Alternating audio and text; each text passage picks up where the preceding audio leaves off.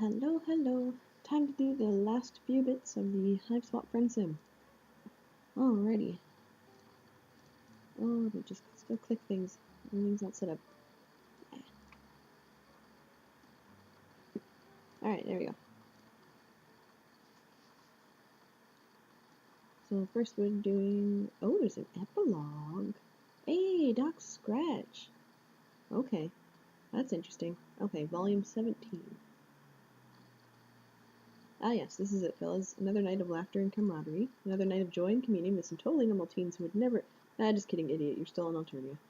You just know one of these miserable chucklefucks is around here somewhere, waiting for the exact right moment to inundate you with another disgusting dose of friendship.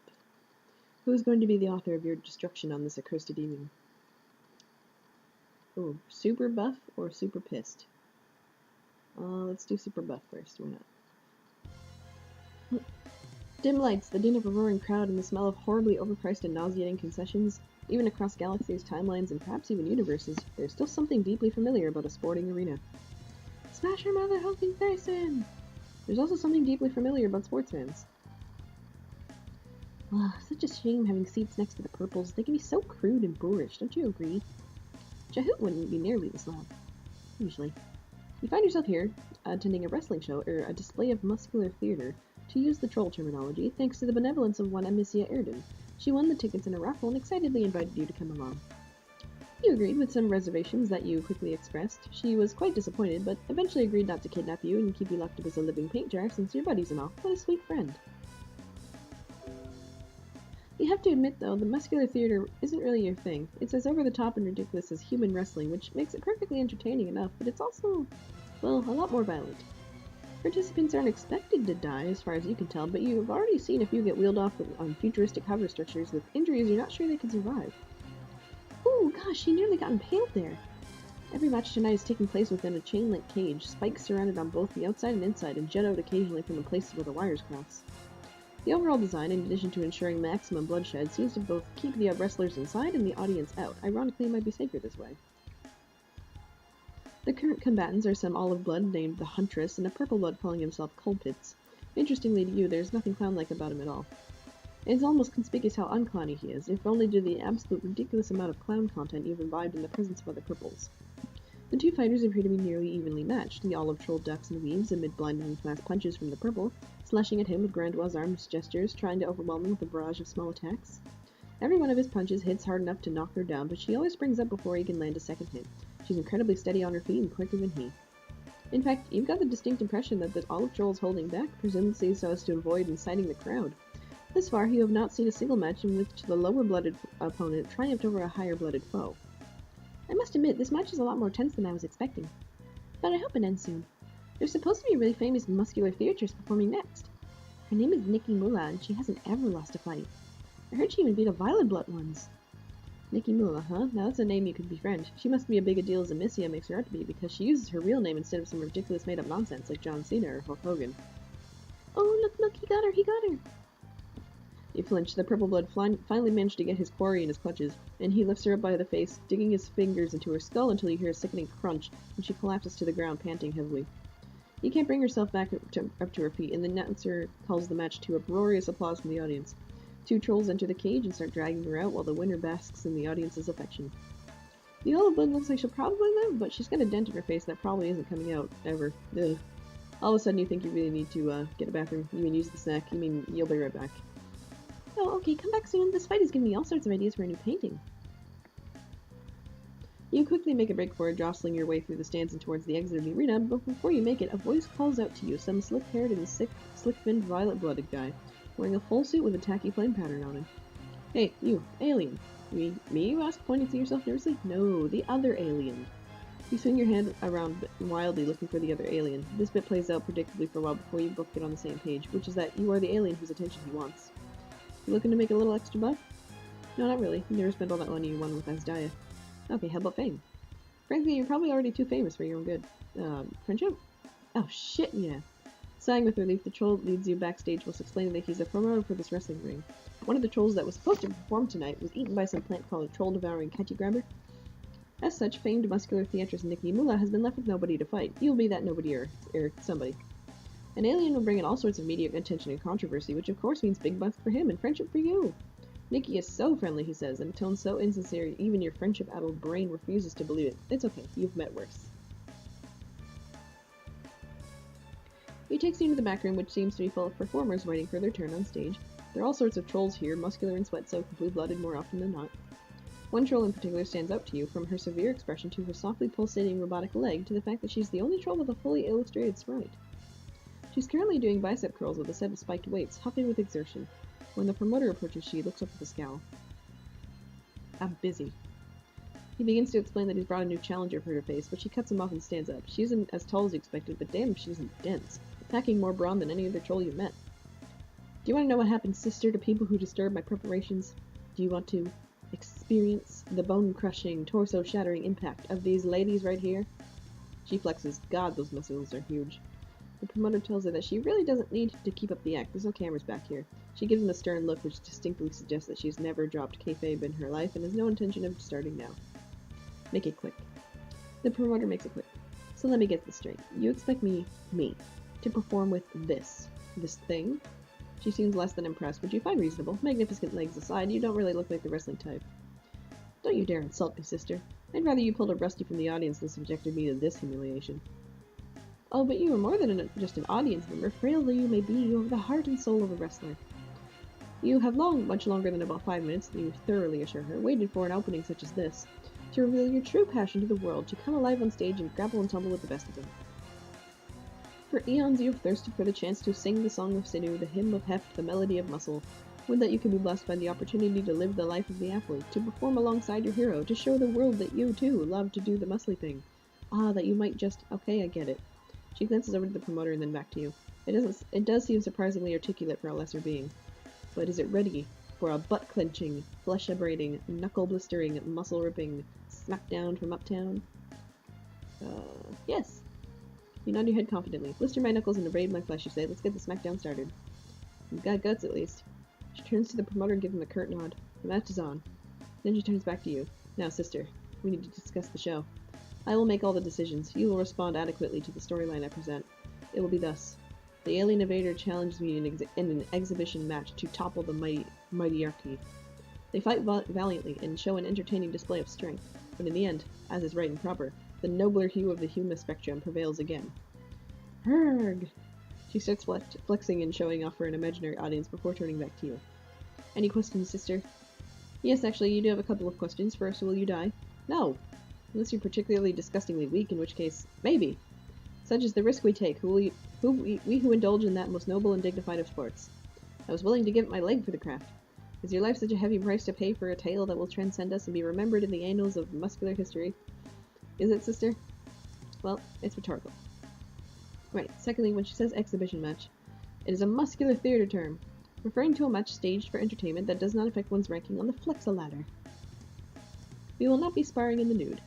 Such glorious displays of raw, chiseled physique are reserved for the intergalactic Trolympics. No, you get that. Mostly you're just wondering if it meant the loser's head being exhibited on a pike or some other bloodthirsty nonsense. Do not denigrate this noble sport with claims of savagery. Thirdly, you're getting the sense that she's going to be playing the heel, yeah? The what? You explain that in your own cultural equivalent of muscular theater, performers generally fall into a category of face or heel, wherein the face is the rule-abiding and sympathetic figure the audience is meant to root for, whereas the heel takes a more aggressive and unlikable personality. What part of my personality is unlikable? You dare suggest, sister, that the audience will be roaring in thunderous applause and admiration as I conquer yet another pitiful foe? You know what, she can be both the face and the heel, and you'll just be subjugated under my heel. Yes, exactly. Hey Moolah, chatting time's over, you're up. She jerks her head back to you and silently marches out of the room. You begin to follow, and the promoter directs you to your entrance on the other side of the arena. You wait nervously for your cue to enter. Well, folks, we've had some technical difficulties, but here comes the match you've all been waiting for. Wearing the belt of champions and a leg of her own design, she's ready to gut the competition. A paragon of power, the lady of legwork, a true blue ruffian annihilator in the making. Clap those hands and activate your screeched crevices. It's Nihkee Moolah! Nihkee approaches the cage to thunderous applause, raising her arms and soaking in all the praise. She flexes and poses as the audience throws glasses of milk at her, which shatter uselessly all around her steely frame. Oh. Why did I do that? This appears to be a common ritual for her. What is it with indigo bloods and milk? She steps through one of the cage doors and it slams shut behind her, locking tight. With her arms crossed and her teeth firmly gritted, she awaits you. As the announcer begins a new intro speech, you step forward. And in the other corner, frail in stature, weak in knees, wearing a perpetual look of befuddlement, we have some messed up blow-blood alien. How has this absurd mockery of life not been culled yet? Perhaps only so fate could lead them to their thrashing at the blood-thirsty hands and barbed foot of the Grand Nihkee. A decent portion of the crowd boos at you during your approach, which you find unsurprising. You have to dodge a hail of old boots and rotten fruit. Somebody throws an entire piano at you. Relatively unfazed, you enter the ring and hear the door close behind you. So, you've come here, alien, to prove your kind superior to the unbreakable, unstoppable troll species? Yeah, you shout, your kind is so superior to trolls. And you, their emissary. Does this creature look superior to you, my theater enthusiasts? She turns to the audience, throwing a hand out and gesture to you. They boo. Is this sorry specimen the best the planet can offer? More boos. You counter that you came more than prepared to tackle the mighty Heir? Yeah, that. So you claim to be prepared. But are you prepared to face these 24-inch slither noodles? She flexes so hard the announcer's sleeves explode. So be it. I'll crush you in a single blow. You were expecting the referee to start the match, but then it occurs to you that there is no referee. Somewhere in the distance a bullhorn sounds, which is apparently the signal to begin. Without taking her eyes off you, Nihkee grabs the cage wall behind her and hoists herself up effortlessly, scaling it in reverse until she reaches the top. The announcer is screaming something about this move being called the Spiky Nihkee. Is she supposed to be... Oh, is her name supposed to be pronounced Nike? Because that would make sense for the rhyme, the Spiky Nihkee. Okay. Once she finishes her ascension, Nihkee deftly leaps from the edge of the cage and spins towards you. Her body twists and writhes in multiple blindingly fast flips before her robotic leg comes slashing at you. You spend quite some time admiring her dazzling form before it occurs to you that you should probably move. You duck and roll forwards, feeling the point of her leg just barely graze your scalp. The announcer shouts, "First blood!" as you feel a light trickle down the back of your neck. Some members of the crowd are booing, presumably because they just noticed the color of your blood. Between the neon lighting and distance, they probably just think it's rust-colored and not a mutant red, so at least you have that going for you. What you don't have going for you is time to think about your next move, because Nihkee pivots on her heel and charges at you. This time she's going for a more theatric throw. Two powerful hands grab you and lift you over her shoulder, where you nearly gore yourself on one of her horns in your struggle to escape. You plant two hands on her back and push hard, and you are delighted to find that her grip loosens and you go tumbling over her back, landing with a clumsy stagger on your feet. You're not sure if she lets you get away with that one for the sake of the show, or if you just slipped out of her sweat-soaked palms, but you're going to charitably assume the former. She turns to face you, grunting and baring her fangs. She charges, rearing back her fist, and then sends it barreling towards your fragile human nose. You leap out of the way, only narrowly dodging it. All you've done is avoid me, coward. Where's your killer instinct? Do I scare you? Are you loath to face my true blue, muscle-bound beauty? You take this as your cue to attack, and instead you run full tilt away from her. It isn't fair carrying you swear. Fool. There's no running or hiding from Nihkee Moolah. Stand and fight. She sprints towards you as you flee. The crowd is on tenterhooks. Nobody knows what you're doing, at least of all you, but you think you can pull something cool out of this. You leap at the cage wall, barely dodging the spikes that line it, and use the slight amount of give in the chain link wires to springboard you off. With an exuberant grin, you go flying toward her, arm head out for a classic clothesline maneuver, and then you collide with your own arm and walk. When you wake up, you're lying on what appears to be an exercise mat. You can feel a telltale throbbing sensation in your face that indicates a black eye. The rest of you, thankfully, doesn't feel particularly hurt. Nearby, you can hear the huff and puff of exertion. You glance over and spot Nihkee training in one of those leg press machines you always saw in gyms but never had the courage to attempt to use. She's wearing a different exercise outfit, which, despite its vastly different purpose, looks almost exactly like the outfit she wore in the ring. It has all the functions of a fitness aficionado would want. It's loose, it's breathable, and the artists don't have to draw a second set of sprites for it. As soon as she notices you're awake, she turns to speak to you. She doesn't even stop her workout. You're finally awake, sister. Welcome to my hive. I've spent so much time, so much precious, valuable time, waiting for you to open your eyes. Oh god, how long have you been out? About 40 minutes. Ooh, this isn't so bad, is it? Perhaps, but only when compared to your abysmal performance in the ring. To be knocked out cold by your own attack? Wretched. I'm an impossible foe to conquer, and yet even a Rusty has towed me in the realm of mortal combat. Has towed me longer in the realm of mortal combat. You are weak, sister. Offensively so. She slams her foot forward at such velocity, the weight of the leg press goes flying off and leaves a dent in the floor. Grunting, she stands, takes a long swig from the bottle, and then approaches you with fire in her eyes. What do you have to say for yourself? You scuttle backwards, proffering only a sheepish smile. You're, sorry, you guess? I didn't bring you here for apologies. I brought you here to see your heart ignite with the will to improve. You are not a worthless being. You have a flair for the theatrics and appreciation of the sport. and a shining soul filled with only the most intractable determination. You can be so much more than you are, sister. I can make you so much more. Cast your gaze around you and behold. The Bronzeum! You immediately cast said gaze around. This room is massive and littered with training equipment as far as the eye can see. Much of it resembles exercise machines like the ones you had in gyms back on Earth, but there's plenty more that looks far more alien and deadly. A treadmill which appears to throw the runner into a vat of acid should they fall off, a series of swinging axes that would look at home in a dungeon, 3 different varieties of Iron Maiden, each more horrific than the last. This is presumably Nihkee's personal workout studio, but you could easily mistake it for a torture chamber. You wonder if Daraya has ever considered a job as a personal trainer? Maybe you should bring it up with her. There are some who may be worthy of my expertise. It is here that I can forge them, just as I forged myself into beings of adamantine strength. The journey will be harsh. If you are made of weaker stuff than I believe, you will perish in agony. But if your core is strong and your will of iron, yours will be an unquenchable might. She extends a hand to you, her jaw set. Join me, sister, and together we shall ascend to tumescent heights of muscular perfection. There's a look in her eyes that you have never seen before, one of hope, of faith. Her arm vibrates, muscles quaking. Do you take it? Take her hand.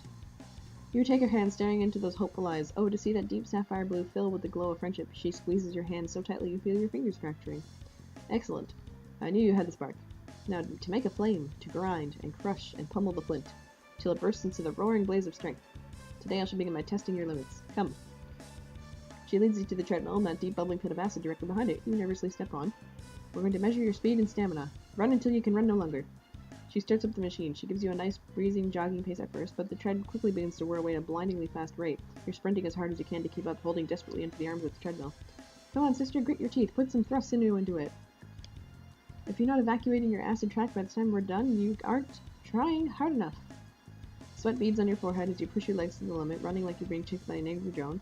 Your feet must be blurring like Sonic the fucking Hedgehog by now. The treads are moving even faster, and you can almost feel yourself slipping. Got to hold. Ah! You lose your grip and go flying backwards, narrowly grasping onto the edge of the pit and dangling into it, your toes singed by the acid. Youch! You hoist yourself up to the edge and roll to the side, hissing. Nihkee stands over you, clucking her tongue. Top speed, 12 miles per hour. That's good, right? For a bronze blood. Next test. She takes you from machine to machine in quick succession, each time commenting on your skill level. Your biceps are as terrible as Rusty's, your lungs are gold at best, your legs an unexpected cerulean, all while taunting you, encouraging you to push yourself further. The desiccated corpse of my ancestor could do better than this. You struggle to deadlift a giant barbell made of dead monster skulls. Are you going to inject dismay fluid all night long, or are you going to woman up?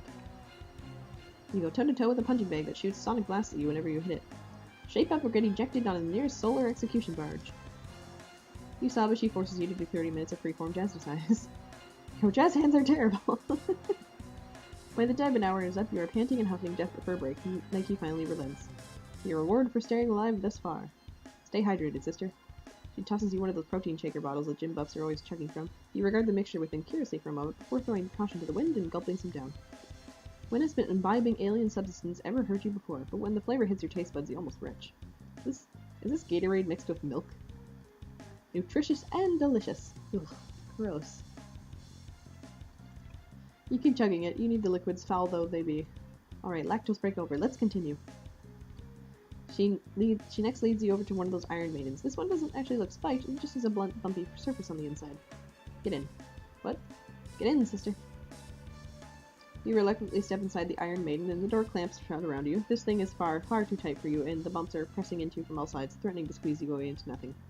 You groan and push back against the walls, desperately trying to keep them from crushing you into a little human waffle. Just when you think your strength is about to give out, the Iron Maiden opens.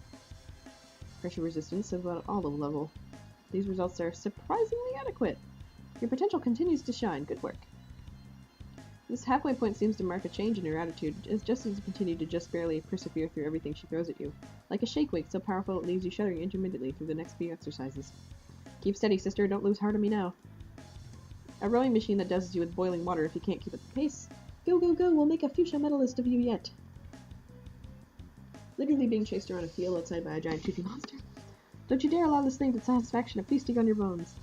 After hours of this grueling work, you finally collapse. You think some of your bones are broken, your heartbeat is coming in quick and irregular pulses, and you can hardly breathe. Your vision blurs and shifts at the edges. God, you're amazed you haven't passed out yet.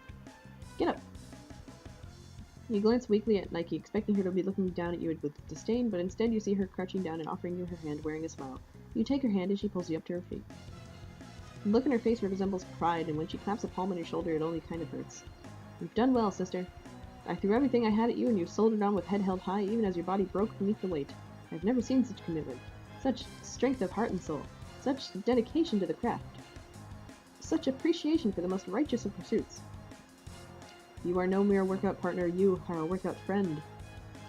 A light blossoms inside you like the neighing of a horse, this feeling of power, of strength, of the bond between warriors. This is real and true, and this light will never, ever leave you. As you bask here in satisfied and sweaty glow of a good workout, you realize that planets, universes, dimensions, realities, powers, principalities, and cosmos come and go, but being swole as fuck is forever. Victory! Yay, we're swole. We're like swollen. Okay. Now to go back in. And undo her bad stuff.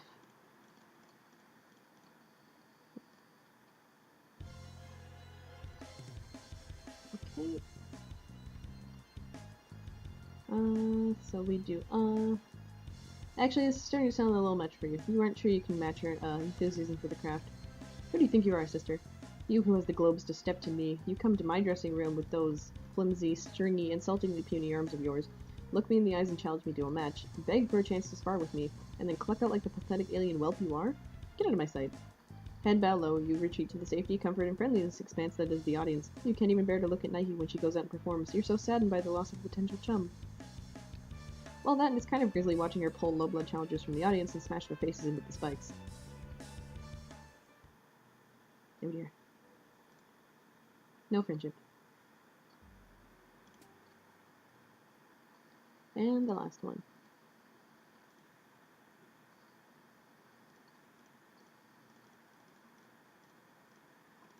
So my class specs for her so far is she's pretty sure she's something active.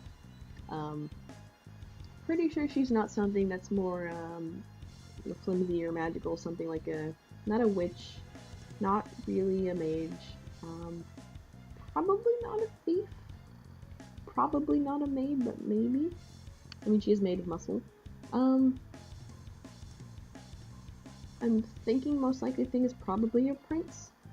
A, because she's technically a rage hero, and but she seems to be ghosting a lot of hope-related things.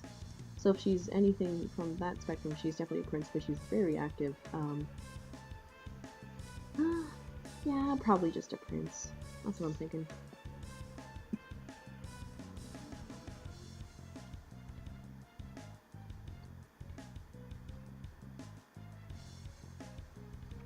Hesitate.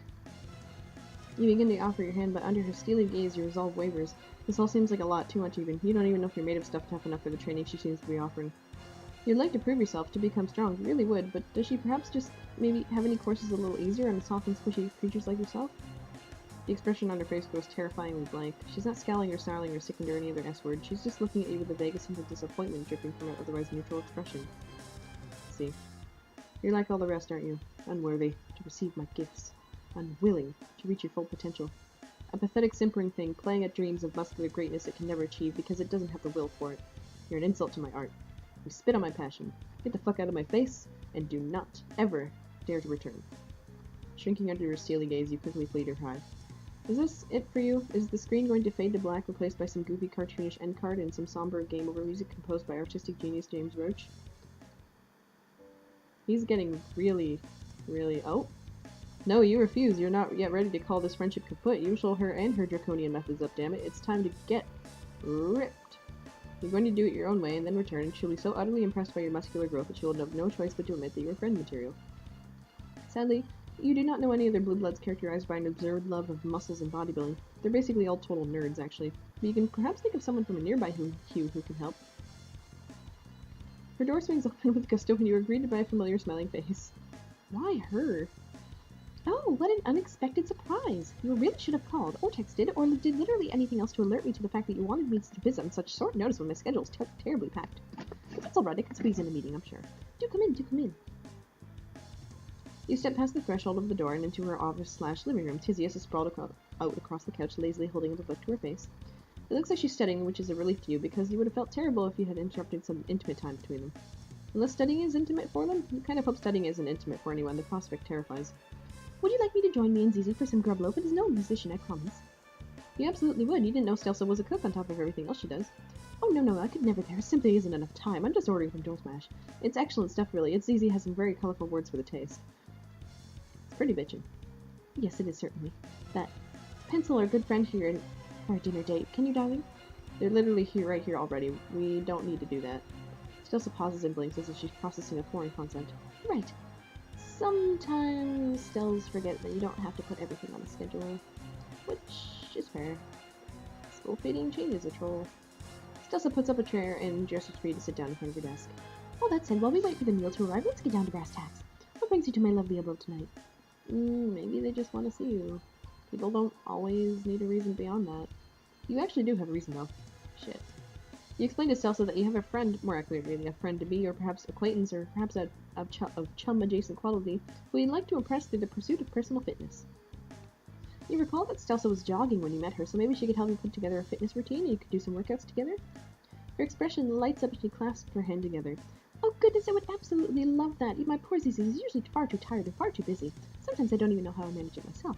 So I'd absolutely love a partner to keep trains running on time. Assuming, of course, you won't be late yourself and can keep up with my pace. Fair warning, it's blistering. Isn't it though? Thanks, Sweetums. You confidently assert that, if nothing else, you can keep pace with her. Your legs have seen a lot of use. Walking, running, fleeing, prostrating yourself before clowns, you know the usual. Excellent.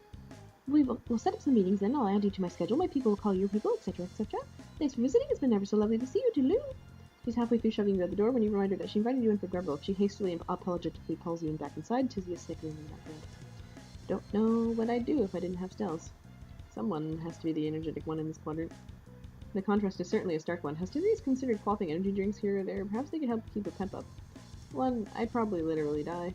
2, you don't want to see me on energy drinks. Nobody does. Fair.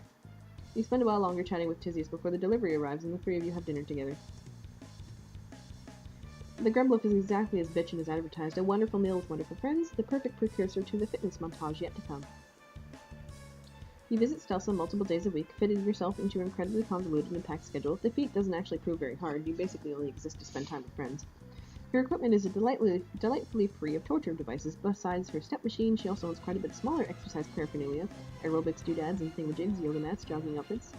Even one of those huge bouncy exercise balls, which she bans you from using after you accidentally send it creating to a carefully organized stack of books. Stelsa carries herself forward, peppy, always-on sense of gusto that can be difficult to keep up with, but her bright smile and encouraging attitude do wonders to keep you invested, to convince you that you really can acquire the swolehood you've dreamed of. By the end of the perigee, you are, well, you wouldn't exactly call yourself ripped, but your muscles are definitely toned in a way they previously were not. You feel hale and healthy and more energetic than ever with a bit of an extra pep in your step. Apparently, regular exercise makes you feel good? Wild. As you look at yourself in the reflection of an acid puddle, you flex and watch your muscles bulge. Fuck yeah, it's time. At least you hope it's time. You climb into your scuttle buggy and prepare to set the autopilot to Nike's place, but something stills your hand, some strange sensation that has been surely settling in your stomach, a sense of unease, of dread. Your days of foolish ignorance are long past, and in their place a burgeoning understanding of the universe in which you exist and the harsh laws by which it rules its inhabitants. You have, you are beginning to fear, made the wrong choice, with all the consequences such a lapse in judgment entails. Will you ever truly befriend Nihkee, or are you cursed to live for who knows how long, in a world without her sweet smile to cure your insatiable addiction? Maybe you need not wonder. Maybe the time has come to look inside yourself and know. You are going to give your chakras one real motherfucker for a blitzing. It's going to take mood music of the highest caliber. Having picked up your meditative trips from Boldir, you navigate your Scuttle Buddy's radio dial to an achromatic buzz station, which is currently playing some soothing ocean sounds. The gentle lap of water meeting the shore, the rhythmic beat of the tide, as steady and as sweet as a mother's heartbeat. It's interspersed with distant honks and weird animal chittering, of course, but this is still fucking Alternia. You lean back into your seat, reclining as far as you can go, and sink into the cushiony softness. Something sharp is poking at your rib, but you try to ignore it. You close your eyes and allow the white noise to flood your sentence, blocking everything else out. Oh yeah, you are really vibing this shit right now. Chakra status blitzed to high hell. You imagine causality as a river. Every choice a branch, tributaries upon tributaries, winding ever downward, pooling in lakes of inevitability. The pit in your stomach gnaws. It all ends here, stagnant bitter water, reeking of death. The ocean ever out of reach, your soul ever yearning for a single solitary estuary among all these ceaseless spillways. You take a deep breath. Water laps at your sides and tickles your ears. You are adrift. You feel the gentle bob of the float down the river, hear the rush like a ticking clock. Gravity is time pulling you ever forward. Which river is this? To what end does it deliver you? Your breathing slows, then shudders. You feel the rapids approach. The rivers blur, then shift. Your heart rewinds, misses a beat, a surge of emotion, water streaking down the curve of your cheek. Your lungs ache. Which lungs? Which river? Which you? You try to focus, but the water beats at your brows, lashes your arms and legs, too tired to swim. You try for another deep breath, but nothing comes. With a tumultuous gasp, you sink below the surface to the churning darkness below. Here amidst the battering onslaught, the images come, whirls of emotion, of sound, of thought, memories best forgotten or never known, lakes meant to remain uncharted. The crack of thunder, rain and tearfall, a single drop of olive, the record skips. Peace through rage, the whirl of the carousel, horses whinny as the calliope sings, the circle takes you. Searching eyes implore you, the puppet strings stretch toward the moon, the flash of a blade, the spray of blood, her strings are cut. The crackle of energy, the world gone grayscale, eyes deeper than the deepest pit, a shuddering final breath. You are lost, lungs burning, water clogging every inch. You furrow your brow, think, find your river. Coughing, wheezing, a final rattling gasp, panic seizes you, a resounding crack, the stamp of hooves and the ricochet of gunfire, the death of one of thousands. A low, sinister honk, footfalls loud and deep, the swing of a club, blood on the pavement. Dark, acrid smoke, indistinct voices and crackling intercom, a lurch beneath you, feet thrown out, neon energy crackling green. Choking, desperate lungs aflame, you focus your will. Where are you? Which are you? Find your river. Piercing eyes, a stern, uncompromising gaze. The stinge of acid crushing spikes, the body worn to nothing, all for her approval. The puff of exertion, gray muscles flex and spirits lighten, a gulp of water, the shine of a smile. Okay, so I've said before that main character is a mage of blood. And here we are. Literally trying to, get visions of the different connections and the different routes of the places where he's trying to be based on his relationships with people. Trying to have a vision of where, what version of himself. There's some time and, heart, smatterings in there, but this is, at core, a mage of blood power here. A looping tape, mirrors and mirrors, the mind, like time, infinite.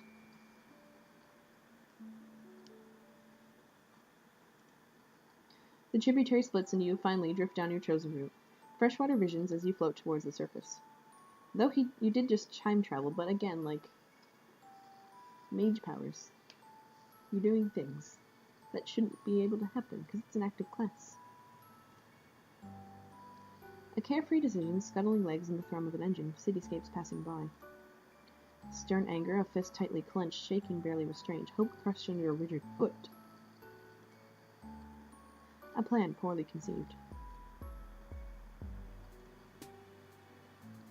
Right? Mage of Blood. It's been clear since, the first couple of volumes because of just, the minor points for Mage of Blood, but this is, pretty solidly, swinging it in there. He's a Mage of Blood. Desperation, madness, friendship at all costs. Navy blood pooling on the concrete. Troll and plan both collapsing, cold hatred in her eyes.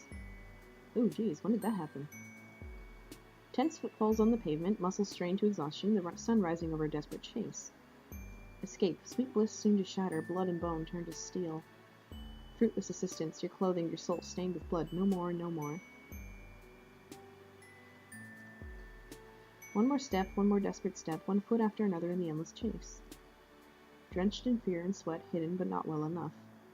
The curtains fall, one final heartbeat at the end of all things. Nihkee board? When is this happening?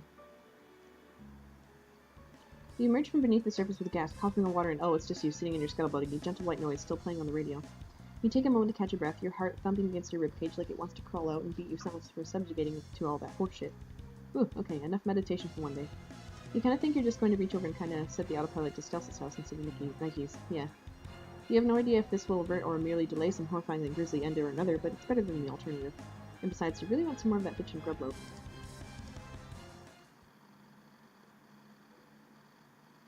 Nihkee board. What is... Like a Nihkee cyborg? When does this happen? What route? Did I miss a route? Oh, that's so cool. That actually is another point for her being a destruction class then, because the prince is the root of self-destruction. So, I mean, yeah, let me just go through, like, if there's any more choices, or if I do it one more time.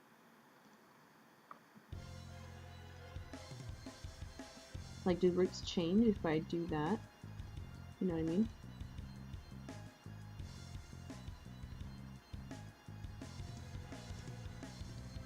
Take her hand.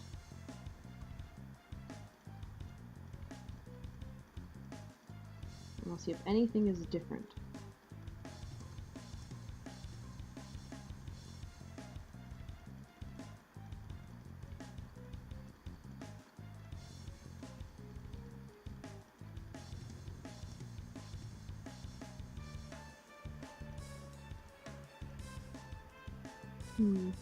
No. I wonder where that... There's definitely roots in parts of this universe we haven't seen yet. Perhaps we're seeing stuff from, like, Hiveswap proper? That would be interesting. You think main character was seeing the future of where the route would go if they went to see Nihkee? Perhaps. I think they were seeing a vision of the future based on their choices and their relationships, that kind of thing, you know, Major Blood stuff. That's probably most likely it. I think it would be super cool if they were seeing something of, like, potentially what would happen in, like, a Hiveswap proper, like Hiveswap 2 or Act 2 or that kind of thing. So yeah, I'm putting her down as a Prince of Rage, because that seems like the most appropriate thing. I don't really have, like, a runner-up class for what she could be otherwise, because just of how she's interacting with Rage, and as well as its opposite, Hope, and what she's putting forth, her just general mannerisms, and it's just interesting to see the contrast for, like, how... So Prince of Rage, that's a class spec used by Kurlos in Homestick proper, and it's just interesting to see the differences in personality between those two types of characters, but at the same time, it makes me think, like, is Nihkee, like, reflective of the version of Kurlos who was before he silenced himself, that kind of thing. Someone who is a purple blood proper would have been, like, really aggressive and, like, violent, like Nihkee almost was, but also with, like, a caring undertone. And certainly prone to self-destructive endeavors. Okay, so that's Nihkee then. I'm pretty satisfied with that answer. I cannot wait to get to this, though. We're almost there. Ah, yes, this is it, fellas. La, la, la, la, la. Now for anger. Daraya Jonjet. Your slow feet drag as you walk, every limb heavy and slow, and your thoughts are cloudy and dull. Your palm husk is filled with unanswered tasks. You feel guilty about this in the back of your mind, where real feelings live crammed together because the front of your mind is too busy being lethargic and numb. Being a bad friend goes against the core tenets of your beliefs, but answering texts just seems like too much effort. You're not sure where this particular malaise comes from, just that the usual friend-making animus that drives you is still there, but it doesn't feel strong enough to overcome how tired you are of everything else. You can't quite remember how it felt to care that so much about companionship and camaraderie. In fact, right now you can't remember how it felt to care about much of anything. Your thoughts drift to fantasies of driving your car into an uninhabited Alternian desert until you run out of fuel, and perhaps letting the sun have its way with you. It could be part of that feeling that you've almost made all the friends there are to make, and there's little left for you to do on this planet. It could be weeks of trauma catching up and sinking you into depression to protect you from thinking about it all. Either way, it just feels like so much effort to do anything, and you'd sort of welcome oblivion if it showed up right now to offer its sweet embrace. Your listless walking is taking you to a familiar neighborhood, the cerulean part of town. You smile as you reminisce, sweet memories peeking through like beams of sunlight through the fog of your apathy. Not far from here is Malik's hive, with all the attacking equipment and charming upper-middle-class atmosphere of entitlement and complacence mixed with vaguely socially aware concern. And though you've only seen pictures of it on Chitter, you know that Remeli's hipster art studio hive is also in the neighborhood. One block over is Ardada's place, which gave you your gruesome and troubling introduction to Alternian social mores. One taught you love, one taught you patience, one taught you pain, or something like that. The hive you're closest to is actually Elward's, and as you shamble closer you realize there's a lot of other trolls seem to be converging here too. Fishing out your palm husk, you see that the unread message from Elward is an invitation to a party at her place. Looking around you, you feel a flame of your old desire to meet and greet rekindling in your heart. There are plenty of trolls here you haven't met yet, plenty of opportunities for friendship. The now roaring fire in your belly feels a little artificial, like someone just injected you with friend-making hormones to flood out your regular human melancholy, but you're not going to complain because this is vastly preferable. As you're walking briskly towards Elward's hive, you spot a troll lurking in the shadows by Elward's back door. Curious, you approach, and when you get closer, you can spot the jade green in her outfit. Although there's not much of her blood color in comparison to what most other trolls seem to sport, because she's mostly wearing black and black spikes. Ugh, it's you. Guess it makes sense you're here. You're probably friends with Elward, huh? Whatever. Yeah, you're friends with Elward, but you didn't come here for the party. You're just in the neighborhood. You try to mimic Daraya's disaffected slouch. It's not hard, as you can just channel the you from about 60 seconds ago, which was very disaffected indeed. From the approving arch of Daraya's eyebrow, you think you're doing a pretty good job. Yeah, parties are lame. Most parties are anyway. This one might be cool. Elward's pretty cool. I mean, she seems alright. I don't think she's that cool, I just think her hair and clothes and personality don't completely suck as all. You tactfully don't comment on the green blush to Daraya's cheeks when she's talking about Elward, nor the way she keeps glancing at the door like she's hoping someone will invite her in. She's clearly trying to sneak into this party and doesn't have an invite. When a branch snaps in the bushes, Daraya startles and looks around shiftily. I wonder if she's supposed to be out on her own like this far from the caverns at all. I'm not a baby like Wanshi. So what if I snuck out? The cloister rules are so lame. Bronya is so lame. I can't believe Elward used to hang out with her, but I guess if she hadn't befriended Bronya, then I never would have met her. It's hard to meet non-jade bloods in the caverns. All the time you're underground with nothing but lucite and grubs and the same stupid jades every day. It sucks down there. Daraya's imitation grubhorn bracelets clunk as she folds her arm over her chest. Her heavy makeup makes it look like her eyes are twin black holes, where all sense of fun and caring about things might go die. She's giving you a marked contrast from how Bronya talked about the caverns, with the peace and quiet and safety they offered compared to Alternian surface. And other than that time Lanera nearly killed you in the cave and that time you were nearly trampled by a rampaging Lucis, you remember liking the caverns. You would think that. Interesting look at our hero of hope. Don't know why I thought you might be cool. You might be friends with Elward, but you're also friends with, Bronya and Lanera. They're the two most boring trolls on this planet. You can't help but feel slightly defensive of your friends. Sure, Lanera is Lanera, but you wouldn't call her boring. And Bronya is very fond of rules. It's true, but she can hang. Ugh, whatever. This conversation is dumb. I don't care if you can't get me to the party. Nothing matters anyway. Just make your stupid choice and get on with it. Party hard. Nah, what the hell, it's not your job to keep anyone in line. It's not like you have a great understanding of why even the older Jade Bloods need to stand your ground anyway. If Daraya wants to sneak into parties and get in trouble, who are you to say no? Daraya expresses no pleasure at your decision to get her into the party. She just shrugs and rolls her eyes. You shrug and roll your eyes back. You can play the role of disaffected teen with the best of them. You take her around to the front door. Hey, you're looking forward to seeing Elward again. When you met her, you didn't have nearly as many friends as you do now. In retrospect, you know you come off as kind of sycophantic. Wouldn't it be great if you could introduce Elward to the new, popular, and knowledgeable you? As you're walking up the stairs, a huge shadow dwarfs yours. You look up to see Chahoot of all trolls grinning above you. Well, hey, little one. I remember you.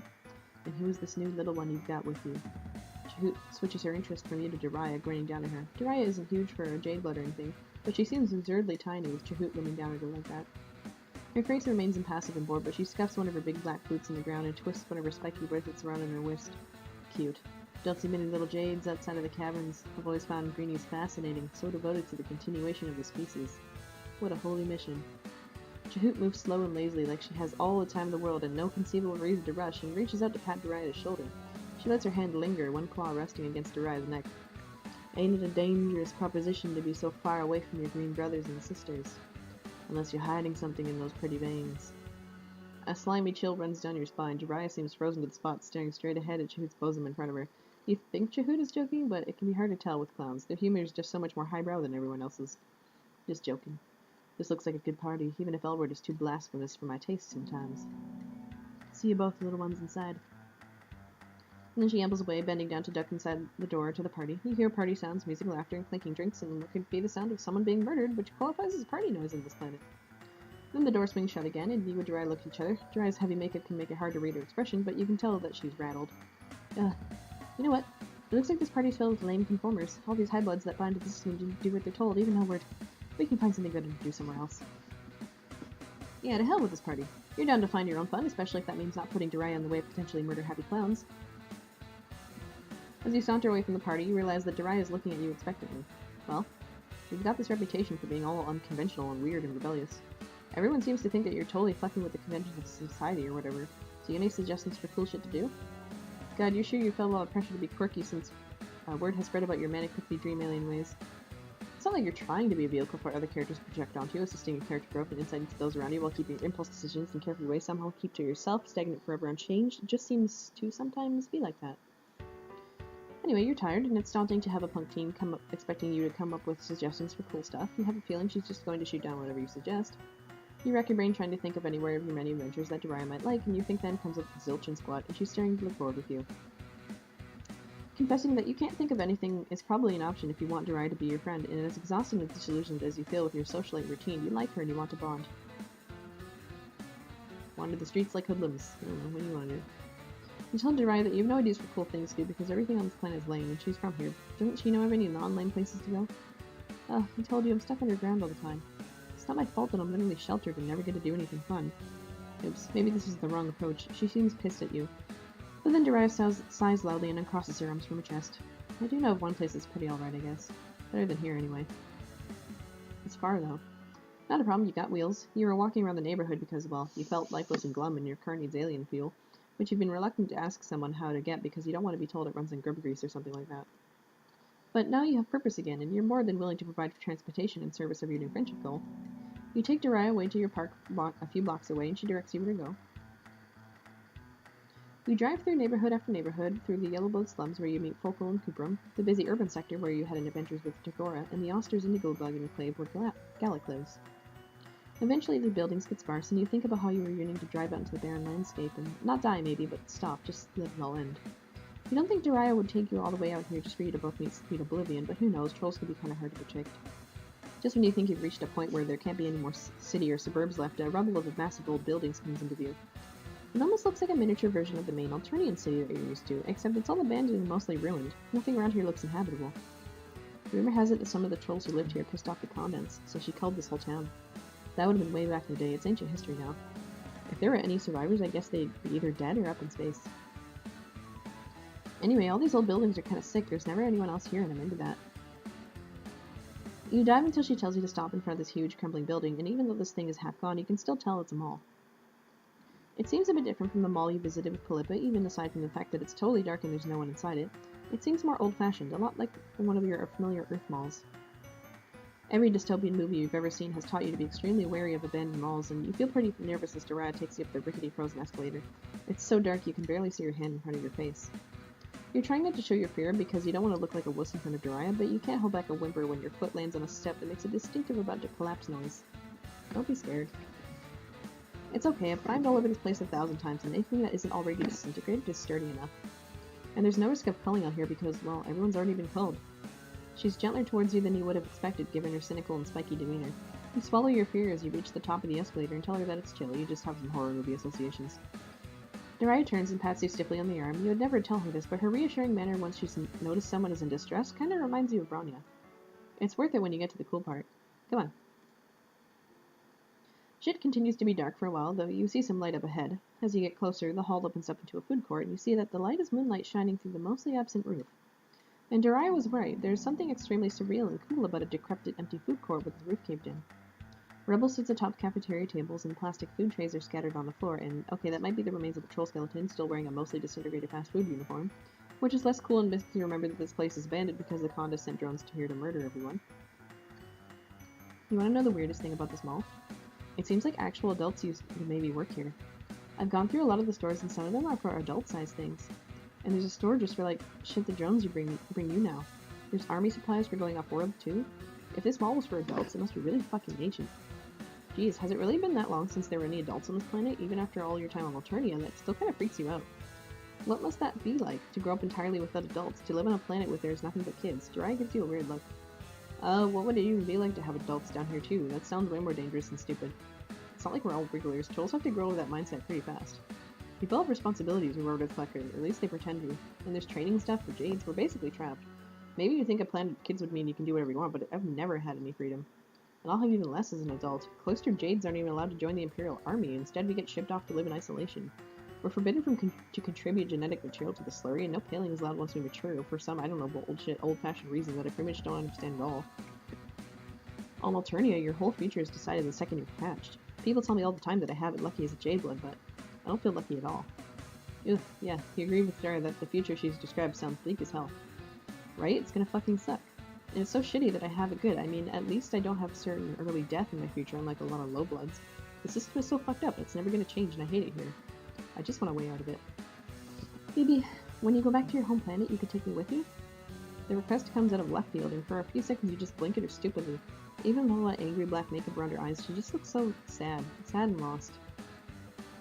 You wish you had a different answer to give her, but you tell her that you can't take her back to your planet because you don't know how, when, or if you're ever going home.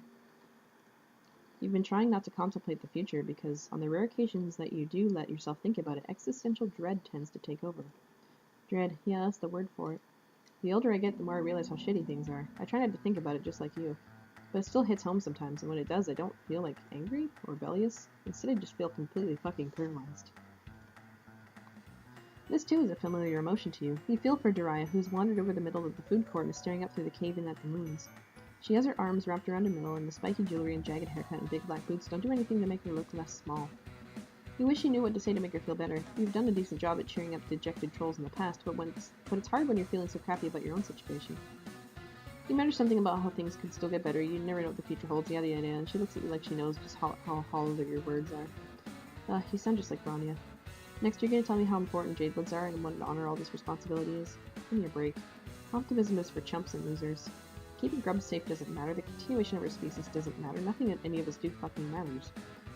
You feel your blood getting hot to match the steel that's now in her voice. A sick part of you finds its train of thought a lot more viscerally satisfying than trying to cheer her up, which wasn't working anyway. You stamp your feet and so does she.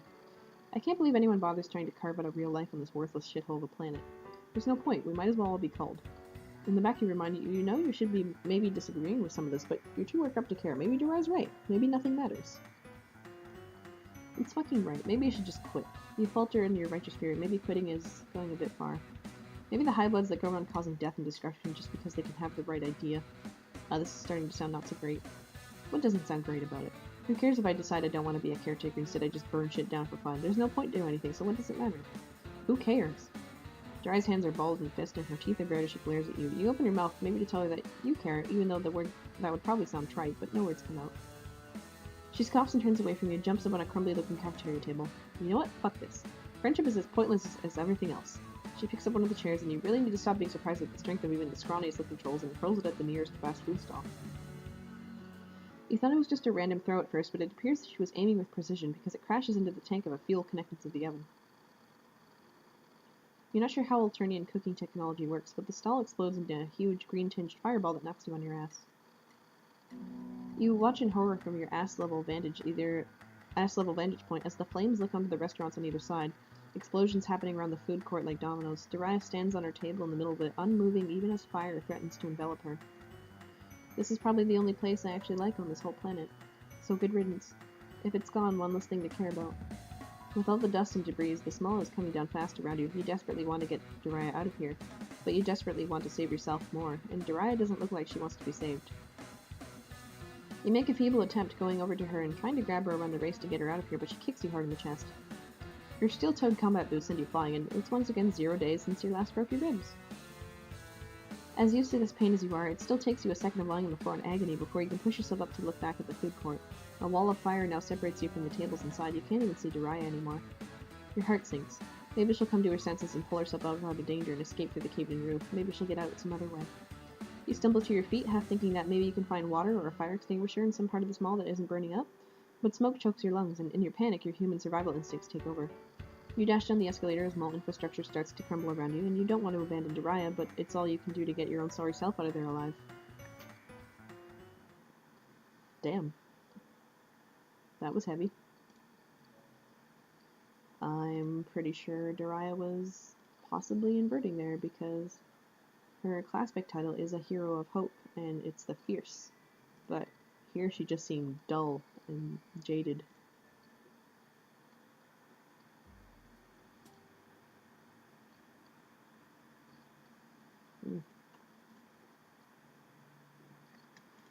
Alright, let's try a different route, because that obviously was not the one we wanted to go.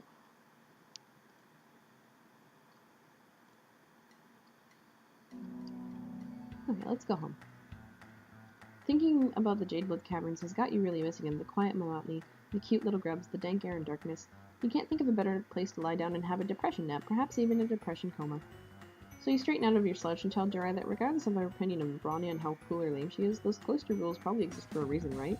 Maybe the two of you can go back to the caverns together? Ugh, fine, be a goody two-strap pod in casements. I'm gonna go somewhere else where it's not so lame. Lame. Okay. So now we're gonna wander the streets like hoodlums, I think, is the next one.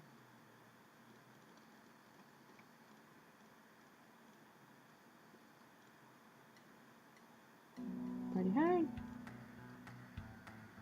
Wander the streets like hoodlums. Here's the thing, your weirdest and best adventures have happened to you when you've just decided to be spontaneous and just let shit happen. Adventures and coolness are both hard things to plan. So what are you suggesting, that we just wander? Her derisive tone makes you hesitate, but well, yes, that's exactly what you're suggesting.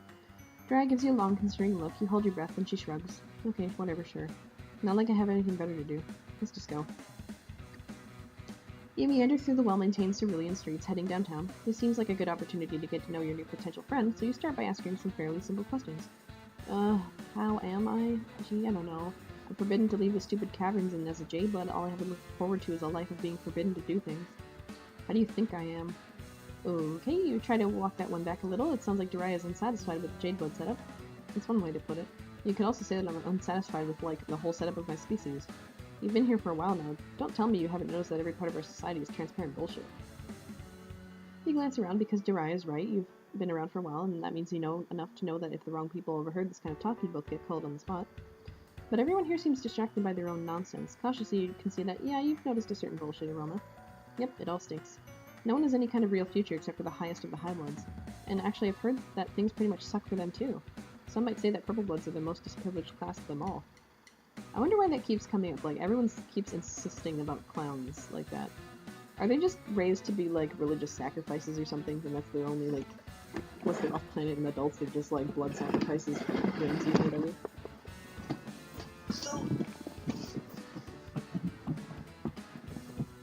That's just such a, like, a weird, like, just total sentence that it keeps springing up. You're just going to continue to not comment on that one. Instead, you point out that being a Jade-Blood, Daraya has a purpose beyond just growing up to become fodder in the Imperial Army, like you've heard other trolls mention. Surely that counts as a real future? Ugh, don't get me started. Suffice to say, I'm not exactly hype about the purpose that I supposedly have. More like the purpose that was arbitrarily assigned to me. But it's not like I have a choice, and rebelling in any sort of real way would put me in danger of a clone. Life here is pretty much just hopeless.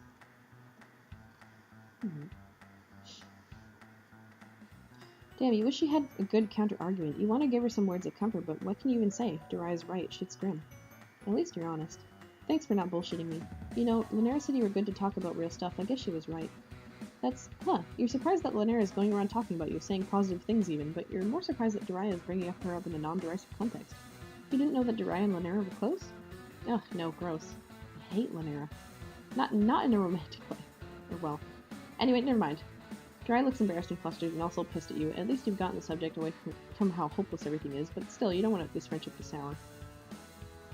As you're scanning your useless brain for a tactful subject change, you're saved by the footsteps of a new troll approaching. And as luck would have it, you know this troll. It's Tizius, which makes sense because your meandering has taken you and Daraya close to Tizius' favorite book hive. Oh, it's you. What are you doing here? Never mind, I don't even need to ask. You're obviously making friends with this Jade-Blood. Searching for some dumb shit to do, no doubt. Don't let me keep you. Tizius looks just as exhausted as you remember. You don't want her to go just yet because it's been a while since you've seen her and you're always eager for an opportunity to catch up with a friend, especially one of the less murderous ones. Then you notice Daraya eyeing Tizius' mug of unidentifiable liquid and an idea occurs to you. You get excited, bouncing a little on the balls of your feet as you introduce Tizius and Daraya to each other. You explain to Tizius with a meaningful look that you hope she'll interpret correctly, that you and Daraya were just conversing about the more unjust aspects of Alternian society and how hopeless everything seems to be. What do you mean, the more unjust aspects? Does Alternian society have aspects that are not unjust? I'm sweeps into studying our legal system, and I haven't found any. Daraya makes a muffled sound that could be a laugh. You make your meaningful look more meaningful. Doesn't Tizius remember that conversation she had with you about justice in the shitty system, the importance of possibly futile work to try and improve things someday, pissing? Tizius squints at you, then takes a long slurp from her mug. Right. Yeah, I remember. You wave your hands around, now we're talking. Tizius is one of the few friends you've made that seems to not only notice that shit was fucked, but wanted to dedicate herself to unfucking the shit as much as she could. Of course, many of your dear friends try to make the world a little bit better in various clumsy and interpersonal, distinctly Alternian ways. You think of Chixie striving for her music even when it pits her against Highbloods, and the baffling but sweet ways that Connell and Asdaya and Gallic and Tagora care for each other, and Father's committal to playful... wait, why did you think of that guy? He's total shill for the contents. Anyway, Tizzy has a big picture mentality, and a cause that she believes in, and the simple fact that she hasn't yet completely given up is inspiring. Daraya is struggling with feelings of despair, so maybe Tizzy could talk to her about the work she's been doing? What? No, I'm not struggling. It's whatever. I don't really care. Daraya kicks at the ground sulkily. Tizius looks over her eyes lingering on the jade symbol on her shirt and spiky black jewelry, and sighs. Sure you don't care. I went through a phase of telling myself that too. Thought it would make it easier to deal, but nah. Tizius pauses for another nervous look. When you think she might be enjoying the opportunity to monologue a little bit, Daraya huffs.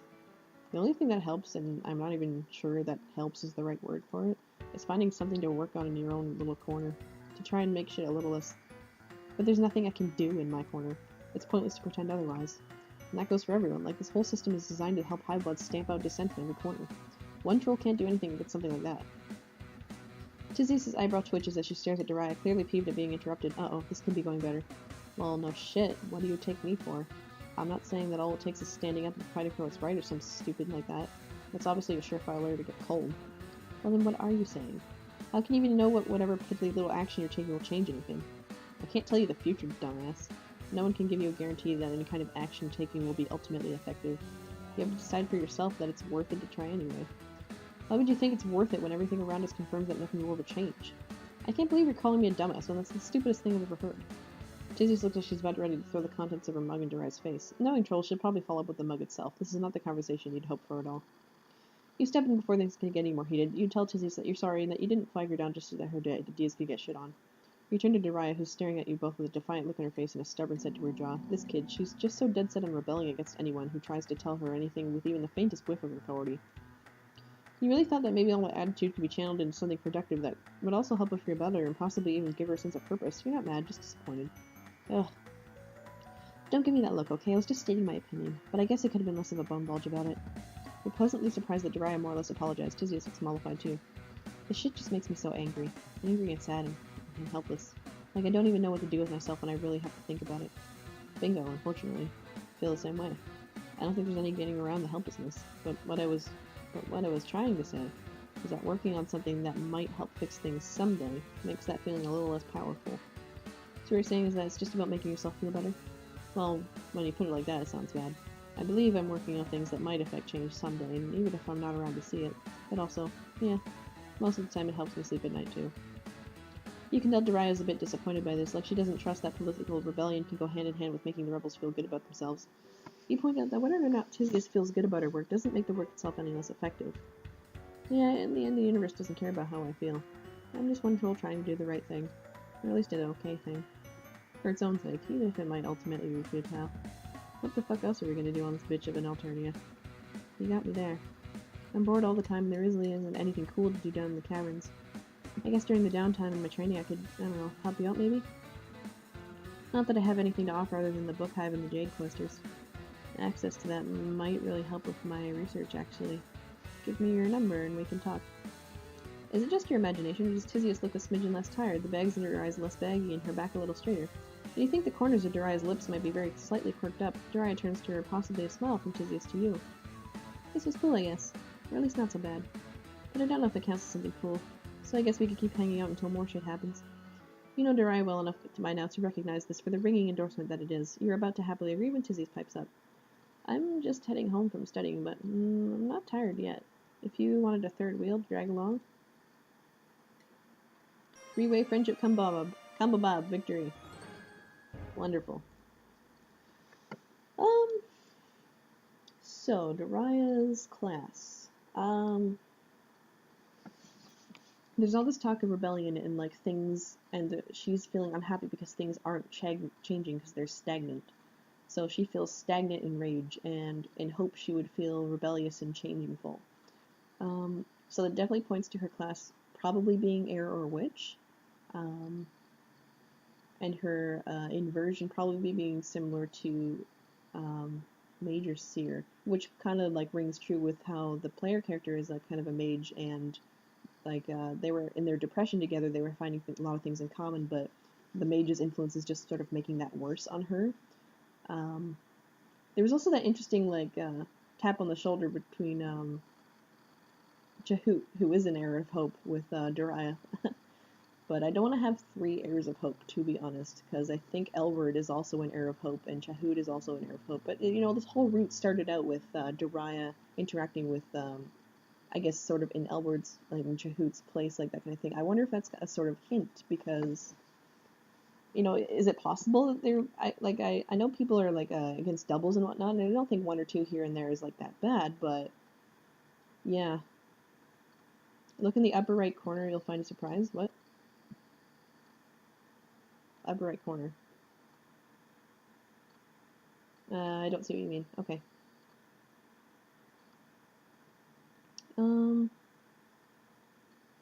What do I peg Tizius as again? Oh, Tagora and Gallic were lurking in the background. I don't remember what I pegged.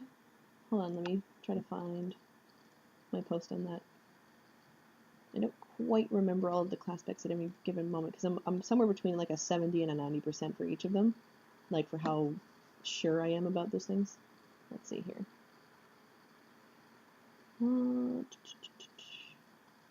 Yeah, Elward I had as an Heir of Hope, as well as Chahoot. I'm pretty sure I had as an Heir of Hope.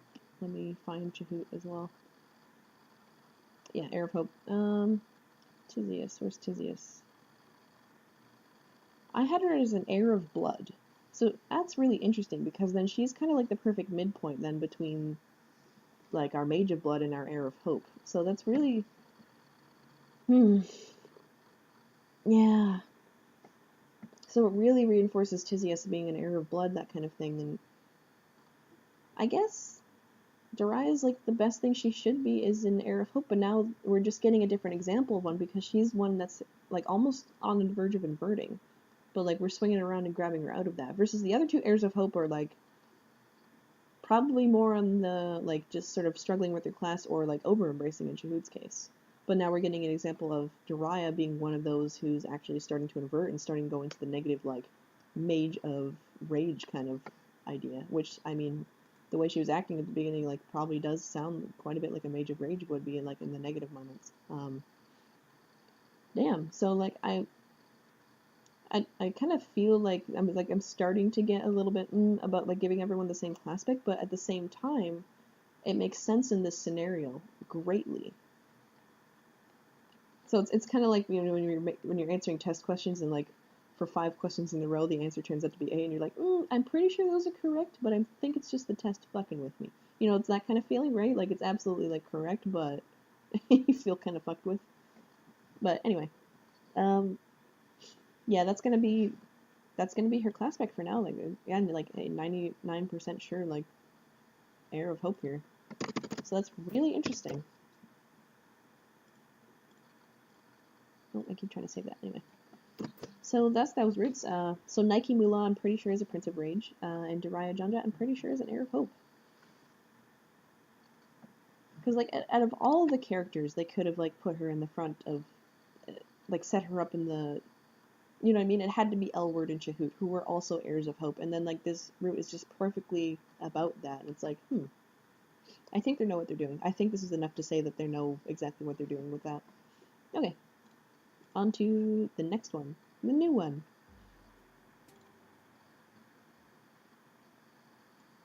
Oh, actually, I should probably pause my stream because I want to upload these as 2 separate YouTube videos. Give me 1 second here.